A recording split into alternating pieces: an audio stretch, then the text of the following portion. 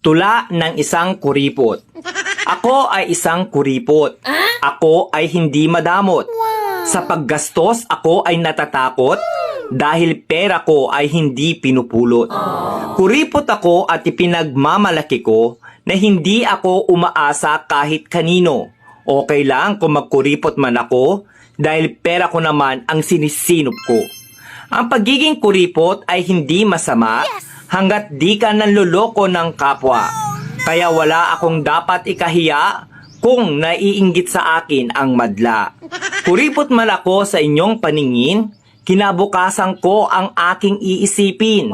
Mga paninira ng iba ay di ko diringgin dahil ang makikinabang nito ay ako rin. Hindi kasalanan na maging kuripot ako, ang masama ay ang pagiging maluho.